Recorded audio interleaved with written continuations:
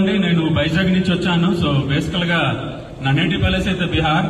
So నేను వైజాగ్ లో before Vestige కి రాకుండా ముందు నేను ఆ వైజాగ్ లో ఇన్సూరెన్స్ అడ్వైజర్ గా నెలకి 10,000 సంపాదిస్తూ నేను లైఫ్ లీడ్ చేస్తున్నాను. సో నాకేంటంటే చిన్నప్పటి నుంచి కూడా నేను లక్షల్లో సంపాదించాలని నాకు ఒక టార్గెట్ ఉంది, ఒక గోల్ ఉంది. చిన్నప్పటి నుంచి కూడా డ్రీమర్. సో దానికి ఇన్సూరెన్స్ ఏజెంట్ గా చేస్తూ కూడా నేను నెట్వర్క్ ముందు కూడా చేశాను. కానీ అక్కడ ఎప్పుడైతే మనం ఒక సక్సెస్ రేంజ్ కి వచ్చామో ఆ కంపెనీ పోయిందనమాట. సో అయినా అప్పటికే కూడా నేను నిరుత్సాహం పడలేదు. నేను ఎప్పటికైనా సక్సెస్ అవుతాను, కరోడ్పతి అవుతాను ఒక టార్గెట్ మైండ్ లో పెట్టుకుని నా జర్నీ ఏదైతే ఉంది ఇన్సూరెన్స్ ఏజెంట్ గా గడుపుతున్న టైంలో కరెక్ట్ గా మనకి వెస్టీజ్ వచ్చిందండి. సో వెస్టీజ్ మాకు ఒక ఫ్రెండ్ ద్వారా వచ్చింది. సో బిఫోర్ కంపెనీలో కూడా ఆయన మాకు అప్లైన్ ఆయన ద్వారా వచ్చింది. వెస్టీజ్ ఫస్ట్ అంటే విన్నప్పుడే అర్థమైంది ఇది అద్భుతమైన బిజినెస్.